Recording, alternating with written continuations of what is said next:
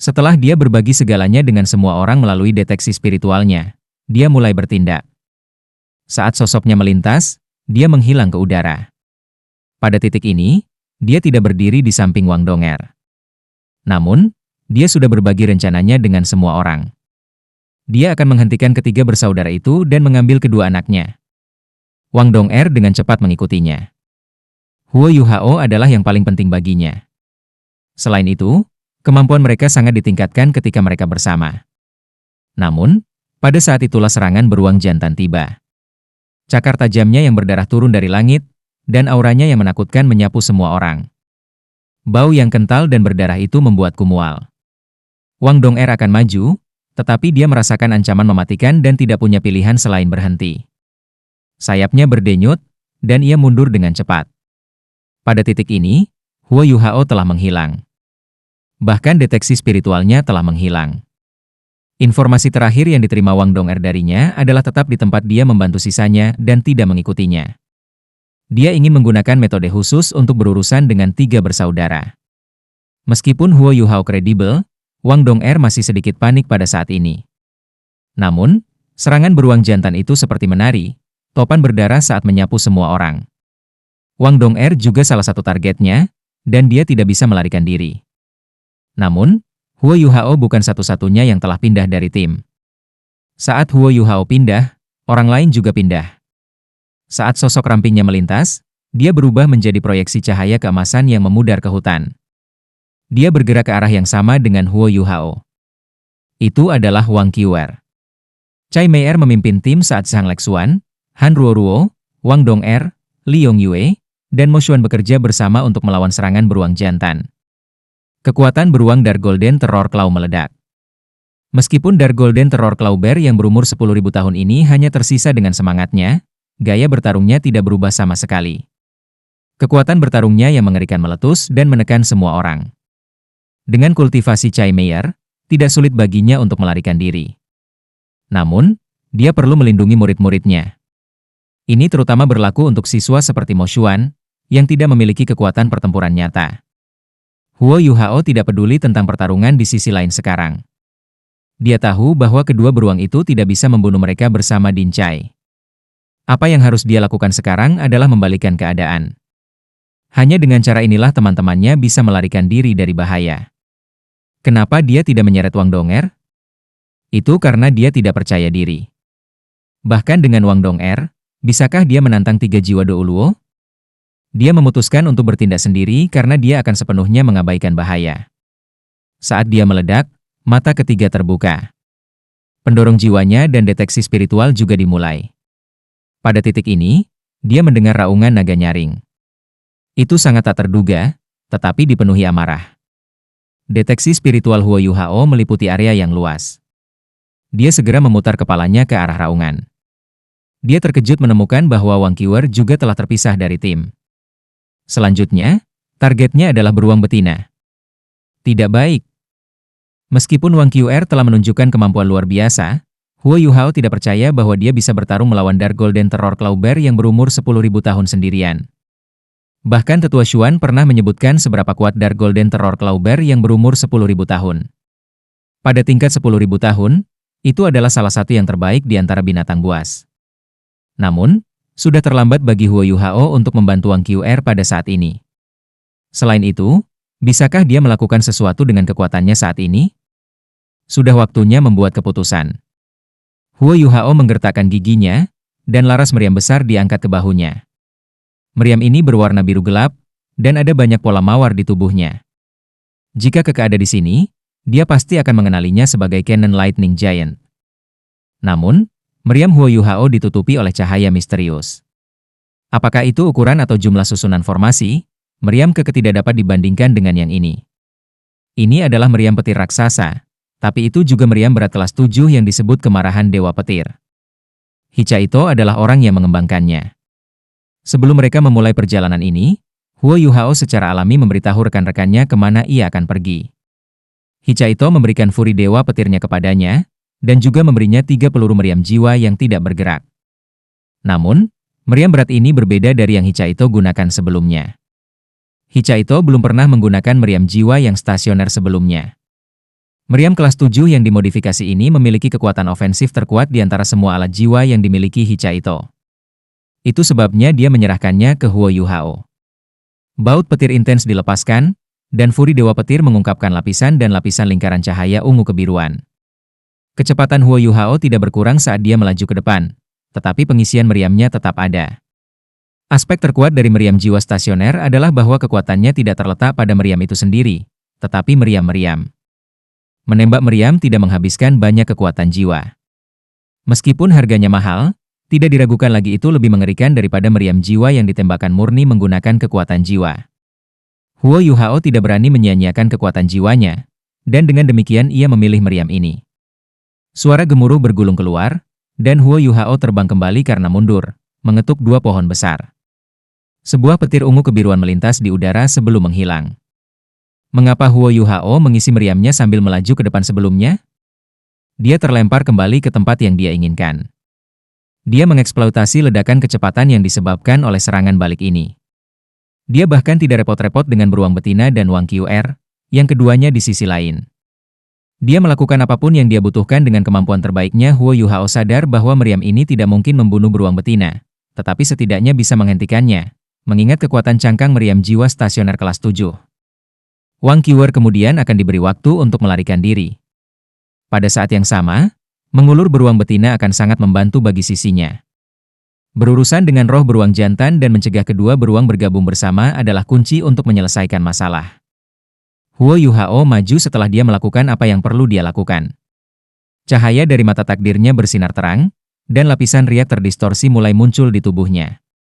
Dia langsung menghilang ke hutan. Wang Qiuer tidak lebih lambat dari Huo Yuhao. Tiba-tiba, perasaan yang tak terlukiskan membuatnya berhenti. Pada titik ini, dia sudah melihat beruang betina histeris bergegas. Detik berikutnya, dia melihat sesuatu yang tak terlupakan. Garis cahaya intens, ungu kebiruan menyapu. Itu sangat terang sehingga seluruh hutan berubah menjadi ungu kebiruan.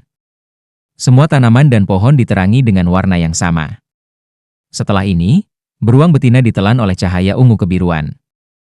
Petir yang mengerikan diubah menjadi seberkas cahaya mengejutkan yang melesat ke langit. Gemuruh-gemuruh bergema dalam 3 gelombang, dan dampak besar menyapu seluruh area yang cahaya ungu kebiruan telah menutupi sebelumnya.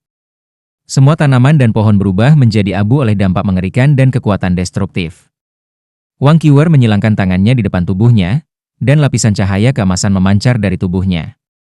Namun, tubuhnya masih terlempar ke belakang oleh kekuatan. Dia terbang mendekati 100 meter sebelum dia berhasil menstabilkan tubuhnya. Namun, mati rasa yang intens mengalir di sekujur tubuhnya. Ya, ini adalah betapa mengerikannya meriam jiwa stasioner kelas 7. Semua yang ada di depan Wang Qiuer berubah menjadi abu. Beruang betina dihancurkan, dan kulitnya yang berwarna keemasan gelap telah berubah menjadi hitam arang. Embusan asap tebal mengepul dari bulunya ketika dia jatuh ke tanah kesakitan, kilat berderak di sekitarnya. Bahkan Kekaisaran Sanmun, yang memiliki alat jiwa terkuat, meriam jiwa stasioner diklasifikasikan yang berada di kelas 7 sebagai senjata pemusnah massal.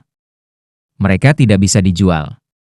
Tidak ada yang tahu berapa banyak meriam jiwa stasioner kelas 7 yang dimiliki Kekaisaran Sanmun, tetapi mereka sudah menjadi ancaman terbesar bagi seluruh kekaisaran di benua itu karena mereka. Peluru meriam yang baru saja ditembakkan Huo Yuhao bernilai 800.000 koin jiwa emas. Itu bahkan belum termasuk waktu yang Hichaito habiskan untuk mengembangkannya. Jika dilelang, meriam itu akan bernilai lebih dari 3 juta koin jiwa emas. Bagaimana jika ditembakkan ke arah tim prajurit elit? Segala sesuatu dalam radius 300 meter akan berubah menjadi abu. Setiap guru jiwa di bawah kultivasi 6 cincin bisa melupakan melarikan diri. Berapa banyak orang yang memiliki kekuatan sebesar Wang Qiuer? Itulah alasan mengapa Huo Yuhao berani menembakkan meriam itu. Pada titik ini, udara dipenuhi dengan gelombang petir yang kuat. Kekuatan ledakan yang menakutkan mengejutkan semua orang.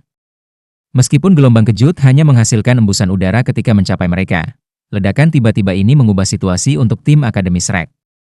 Huo Yuhao menarik deteksi spiritualnya setelah dia menembakkan meriamnya. Baut petir yang menakutkan terlalu banyak untuk ditangani kekuatan spiritualnya. Ledakan besar terdengar di belakangnya, tetapi dia terus melesat ke depan. Pada titik ini, dia menempatkan peluru meriam kedua ke dalam Giant Lightning Cannon di bahunya. Ketika embusan angin yang datang kepadanya, dia memulai deteksi spiritualnya lagi. Kali ini, sasarannya adalah gua. Ketiga saudara itu tidak terpengaruh bahkan setelah peluru meriam pertama meledak. Namun, ledakan itu masih menarik perhatian mereka. Zhongli dan Zhongli Ren melayang ke arah gua ketika mereka mengetuk tongkat mereka di tanah. Zhongli Tian tidak muncul, dan tidak ada yang tahu di mana dia bersembunyi.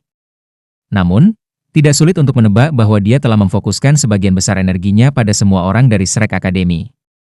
Tembakan meriam kedua Huo Yuhao ditembakkan pada saat ini. Ketika meriam ditembakkan, dia mengungkapkan sosoknya yang tersembunyi. Sinar ungu kebiruan yang mengerikan dilepaskan, dan sasarannya adalah dua anaknya di dalam gua. Apa kultivasi Zhongli dan Zhongli Ren? Mereka adalah jiwa Douluo yang jahat. Dalam duel, kemampuan mereka tidak kalah dengan titol Douluo. Kekuatan dan indera spiritual mereka sangat kuat. Mereka segera merasakan ancaman yang akan datang. Pada titik ini, mereka sudah tiba di gua. Orang normal manapun tidak akan memasuki gua bahkan jika ia diancam. Namun, mereka tidak bisa menyerah pada dua anaknya di gua. Anak-anaknya adalah alasan paling penting mereka ada di sini. Huo Yuhao telah mengalami banyak pertarungan langsung selama pelatihannya di Ultimate Soldier Plan. Baik penilaian situasional dan pemahamannya tentang pola pikir psikologis manusia telah mencapai standar yang tinggi. Zhongli dan Zhongli Ren segera membuat pilihan. Mereka hanya punya satu pilihan, bertahan. Mereka hanya bisa bertahan melawan serangan yang dilepaskan ke arah gua dan melindungi kedua anaknya. Mereka mengangkat tongkat mereka pada saat yang sama, dan cahaya berdarah mulai menyebar lagi. Dalam situasi seperti itu, yang bisa mereka lakukan hanyalah mencurahkan seluruh kekuatan jiwa mereka. Dua sinar cahaya optimis diubah menjadi penghalang pelindung merah besar berdarah. Seluruh gua ditutupi oleh penghalang ini. Ledakan. Jika Hichaito tahu bahwa seseorang sedang mencoba untuk melawan cangkang meriam jiwa stasioner kelas 7-nya secara langsung, dia akan gembira. Mengapa meriam jiwa yang diam begitu kuat? Itu karena kekuatan ledakan mereka bisa menyamai serangan habis-habisan dari Master Jiwa peringkat 80 saat mereka dipecat. Sementara Zhongli dan Zhongli Ren sangat kuat, penguasa jiwa jahat hanya kuat karena mereka jahat. Dalam hal kultivasi, mereka masih jiwa Douluo bercincin 8. Mereka yakin akan sukses, tetapi dihadapkan dengan serangan mendadak. Dalam keadaan panik, mereka tidak bisa melepaskan pertahanan habis-habisan mereka. Selain itu, mereka juga tidak ahli dalam bertahan. Saat suara menakutkan dari petir bergemuruh keluar, sambaran petir yang tak terhitung jumlahnya melanda, dan kedua tetua terkejut mengetahui bahwa kekuatan ledakan yang mengintimidasi telah menghancurkan pertahanan mereka. Penghalang yang berdarah menghilang. Saat kilat melintas, penghalang pelindung tebal itu secara paksa terkoyak. Kekuatan ledakan mengerikan juga menyapu mereka berdua. Petir dibentuk oleh energi vital langit dan bumi. Ini adalah apa yang dikatakan Electrolus kepada Huo Yuhao. Segala bentuk mayat hidup akan dirugikan jauh lebih besar dari biasanya, terlepas dari apa elemen mereka dulu, jika mereka disambar petir, karena petir mengandung energi vital langit dan bumi. Ketika beberapa mayat hidup menjadi terlalu kuat, mereka mungkin menarik petir dari langit karena aura jahat mereka.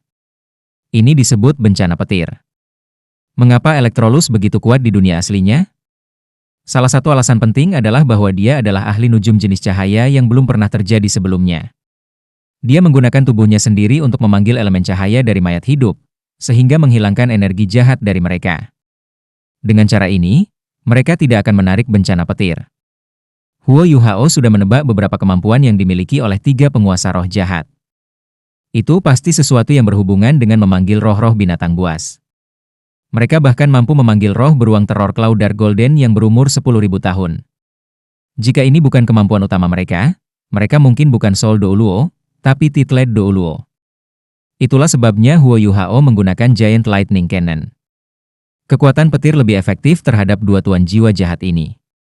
Siapapun yang hidupnya terancam pasti akan menggunakan harta apapun yang mereka miliki tanpa ragu-ragu selama mereka bisa melindungi hidup mereka.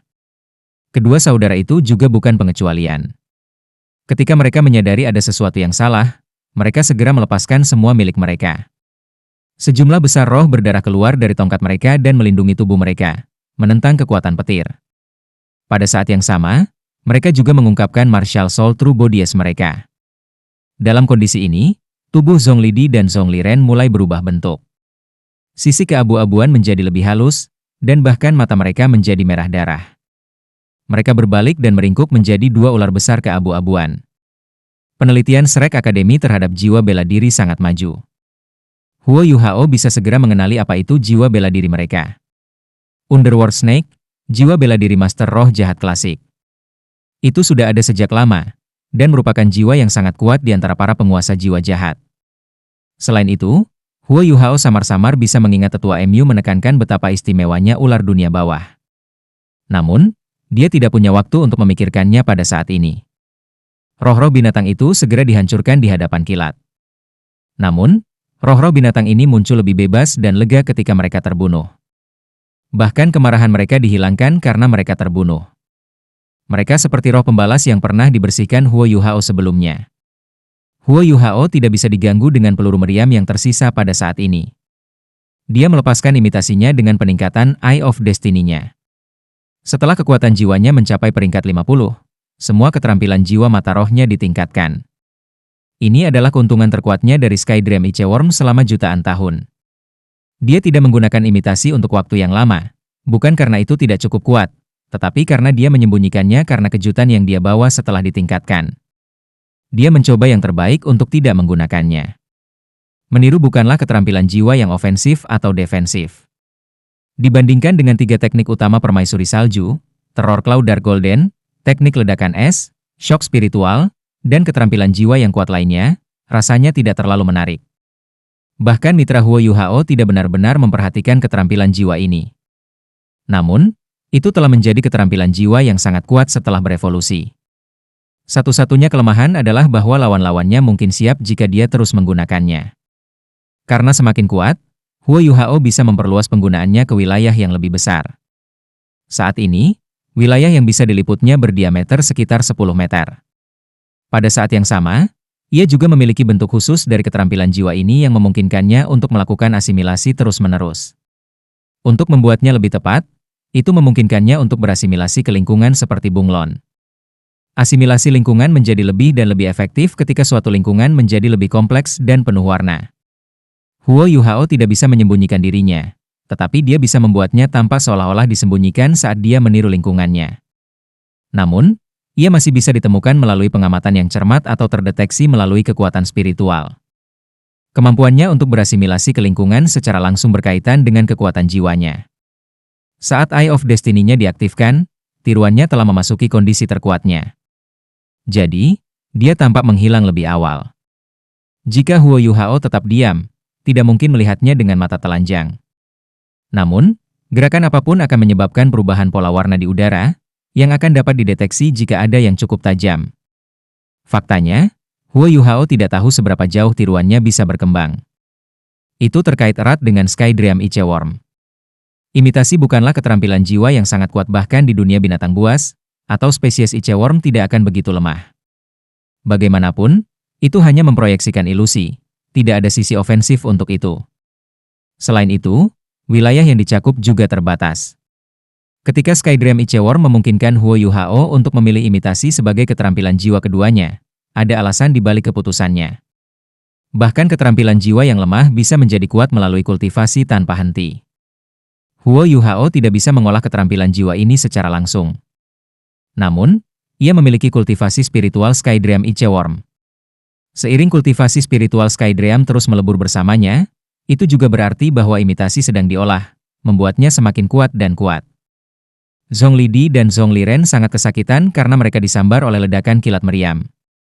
Sementara hidup mereka tidak dalam bahaya, butuh banyak usaha untuk mengumpulkan semua roh buas mereka. Kematian roh-roh itu berarti bahwa kemampuan mereka sangat lemah. Akibatnya, mereka berdua harus menggunakan semua kekuatan jiwa mereka untuk melawan sehingga lebih sedikit roh budak mereka akan binasa. Tentu saja, mereka tidak dapat mengamati apa yang terjadi di sekitar mereka ketika mereka melawan serangan kilat. Huo Yuhao memanfaatkan kesempatan ini untuk meningkatkan kecepatannya secara signifikan. Ketika tubuhnya meledak ke depan, dia melompat ke udara dan memasuki gua, meninggalkan gelombang lembut di belakang. Saat dia memasuki gua, bau darah tebal segera memenuhi lubang hidungnya. Dia mencoba menahan napas dan melepaskan Dark Golden Terror Claws-nya. Dia menusukkan cakarnya ke dinding gua saat tubuhnya tetap di udara. Menggunakan deteksi spiritualnya, dia sudah menemukan tata letak gua. Kalau tidak, penilaiannya tidak akan seakurat itu. Tinggi gua itu sekitar 5 meter, dan sangat lebar. Hanya saja tanahnya ditutupi oleh noda darah yang ditinggalkan oleh beruang betina saat melahirkan anak-anaknya. Di sudut, dua anak beruang-beruang Dark Golden Terror Claw bahkan tidak 1 meter pun meringkuk dengan mata tertutup. Kadang-kadang, mereka menggeliat di tempat. Bulu mereka hitam pekat, dan belum berubah menjadi hitam keemasan. Dari kelihatannya, mereka seperti dua anak anjing yang kebesaran dan gemuk. Kadang-kadang, mereka akan menjulurkan lidah merah kemerahan untuk menjilat bibir mereka. Huo Yuhao tidak menunda lebih jauh. Tubuhnya berayun di udara sebelum dia melakukan jungkir balik ke depan. Pada saat yang sama, dia sudah melepaskan roh permaisuri Snow-nya. Putri Salju menunjuk kedua anaknya, dan dua sinar biru tua ditembakkan. Anak-anaknya diselimuti oleh berkas cahaya ini, dan tertutup di dalam dua balok es. Sementara beruang Dark Golden Terror Claw yang dewasa berukuran besar, anak-anak mereka sangat kecil dibandingkan, sama seperti anak-anak binatang buas lainnya. Huo Yuhao melayang, tangannya ditutupi cahaya biru. Dia menyentuh tubuh kedua anaknya yang beku, dan mereka langsung menghilang, menyapu cincin Starlix Sapphire-nya. Alat jiwa tipe spasial tidak bisa mengandung makhluk hidup, tidak ada udara di dalam, jadi mereka akan mati lemas. Alasan lain adalah bahwa hal itu dapat menyebabkan ketidakstabilan spasial, merusak ruang di dalam alat jiwa, yang akan menyebabkan kerusakan pada alat jiwa itu sendiri. Tapi Huo Yuhao saat ini tidak punya pilihan lain. Dia mengetuk ke suhu rendah spirit permaisuri salju untuk membekukan kedua anaknya sementara waktu. Dengan kekuatan Dark Golden Terror Claw Bears, mereka tidak akan mati dengan cepat. Setelah itu, mereka disimpan di dalam cincinnya sebelum dia membawanya pergi. Kalau tidak mudah baginya untuk melarikan diri dengan kedua anaknya. Dia tidak menyentuh tanah sepanjang seluruh proses. Saat dia memukul tangan kanannya ke bawah, dia menggunakan kekuatan Controlling Dragon Capturing Dragon-nya untuk mendorong dirinya kembali sebelum dia mengerahkan kekuatan di dinding dengan jari-jarinya. Dia mendorong dirinya ke depan dan bergegas keluar. Namun, cakarnya menusuk ke dinding ketika dia hanya beberapa langkah dari pintu keluar. Dia juga menempelkan tubuhnya ke dinding seperti gurita, dan tiruannya diaktifkan kembali. Dia tampaknya telah menghilang, dan benar-benar tak terlacak di gua yang gelap. Suara mendesing. Seorang tokoh memasuki gua, itu adalah Zhong Lidi. Sosoknya ditutupi oleh cahaya yang tebal dan berdarah. Saat ini, penampilan tuan roh jahat yang kuat itu cukup tidak dapat dipresentasikan. Bahkan dengan kultivasinya, itu masih merupakan hal yang mengerikan untuk dipukul oleh meriam jiwa stasioner kelas 7 yang lengah. Jubah panjangnya sobek dan sobek, mengungkapkan kulitnya di banyak daerah. Rambutnya juga berdiri tegak. Sementara stafnya masih bersinar, itu tidak lagi seterang sebelumnya. Permata di puncak tongkatnya bahkan sedikit retak. Ekspresi Zhong Lidi sangat mengerikan, dan dia bahkan tampak hampir menangis. Ketika dia melepaskan cahaya yang terang dan berdarah untuk menerangi seluruh gua, wajahnya berubah menjadi lebih suram.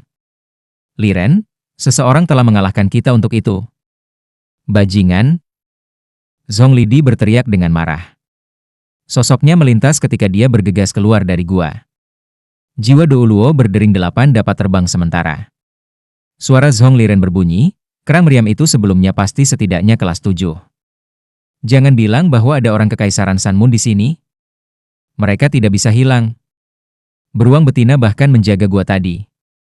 Bagaimana mereka bisa menghilang begitu saja? Bisakah mereka terbang? Huo Yuhao benar-benar diam ketika dia menempelkan dirinya ke dinding. Dia bahkan menahan napas. Dia jelas bahwa dia akan menjadi orang mati jika dia bergerak di depan dua tuan jiwa jahat ini. Kecuali itu benar-benar aman, dia tidak akan bergerak dengan ceroboh. Saat dia mempertahankan tiruannya yang berkelanjutan, Zhong Lidi kembali lagi. Ketika dia kembali, sejumlah besar roh buas dilepaskan dari stafnya. Mereka dengan cepat mengisi gua. Vicious, Huo Yuhao mengutuk. Saat roh-roh itu terbang keluar, roh binatang berjenis harimau datang langsung ke arah Huo Yuhao. Peniruannya memang kuat, dan bahkan bisa meniru aura di sekitarnya. Namun, roh-roh binatang ini memiliki indera yang akut. Dari perubahan energi roh binatang jenis harimau, Huo Yuhao secara halus dapat merasakan bahwa ia telah menemukan sesuatu ke arahnya. Apa yang harus dia lakukan?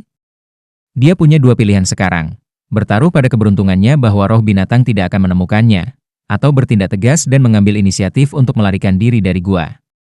Jika dia tidak beruntung, gua ini akan menjadi tanah pemakamannya. Namun, Zhong Liren menjaga gua di luar jika dia pergi untuk opsi yang terakhir. Pada titik ini, auman memekakan telinga datang dari luar gua. Setelah ini, tanah mulai bergetar. Aura ganas dan perkasa bisa dirasakan bahkan dari dalam gua. Ya, Dark Golden Terowuk Claw berbetina telah menyerah untuk menemukan pasangannya dan kembali. Ekspresi Zhong Lidi berubah. Bahkan dengan tingkat kultivasi mereka tidak bisa meremehkan Dark Golden Terror Claw Bear yang berumur 10.000 tahun ini. Ketika mereka bertiga mengepung beruang Dark Golden Terror Claw jantan sebelumnya, mereka membutuhkan 3 hari untuk membunuhnya. Meskipun beruang betina ini dalam keadaan lemah sekarang, dia mungkin sangat meledak jika dia diprovokasi. Zhong Lidi memindai gua sekali lagi, lalu segera bergegas keluar, khawatir tentang Zhong Liren. Roh binatang berjenis harimau yang mendekati Huo Yuhao ditarik kembali ke staf.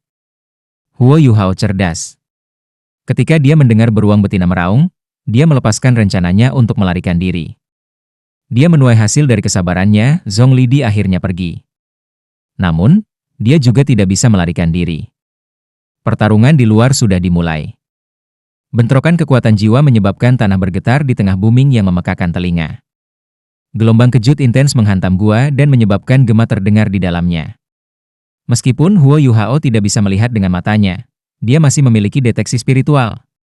Ketika dia mengaktifkan deteksi spiritualnya, dia merasakan apa yang sedang terjadi di luar dan mencoba mencari peluang untuk melarikan diri. Beruang betina memang kembali. Tubuh bagian bawahnya berlumuran darah sementara bagian atasnya hangus. Terbukti, dia sangat kesakitan setelah dipukul oleh peluru meriam sebelumnya. Namun, mengapa dia meninggalkan pasangannya dan kembali? Ketiga saudara itu tidak berniat membiarkannya pergi. Bukan saja dia kuat, tetapi semangatnya juga cukup berharga. Di sisi lain, roh beruang jantan berhasil mengatasi hampir seluruh tim dari Shrek. Ini termasuk Chai Mei Er, yang merupakan Douluo berjudul. 3 saudara laki-laki telah menarik beruang betina pergi sehingga mereka bisa menangkap anaknya.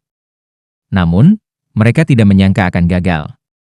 Sekarang beruang betina telah kembali, Zhong Lidi dan Zhong Liren melampiaskan kemarahan mereka padanya. Mereka melepaskan banyak roh dari tongkat mereka. Pada saat yang sama, tubuh mereka juga membentuk proyeksi cahaya keabu-abuan. Proyeksi ini melayang di udara dan tampak seperti bola kabut keabu-abuan. Ini adalah pertama kalinya Huo Yuhao melihat jiwa bela diri tersebut. Setelah berubah menjadi kabut, kecepatan Zhong Lidi dan Zhong Liren melonjak dengan cepat. Ketika sosok mereka melintas, mereka berpisah di kedua sisi, menghindari cakar beruang betina. Roh-roh juga mulai mengerumuni beruang itu. Pada titik ini, seberkas cahaya keemasan bersinar dari punggung beruang betina. Cahaya terang dipenuhi dengan kekuatan seorang raja, dan aura yang menakutkan dilepaskan. Rasanya sangat nyata, dan memancarkan pola keemasan saat menyebar. Setelah dipengaruhi oleh aura ini, mata beruang bersinar terang dengan cahaya keemasan, dan auranya sendiri melonjak.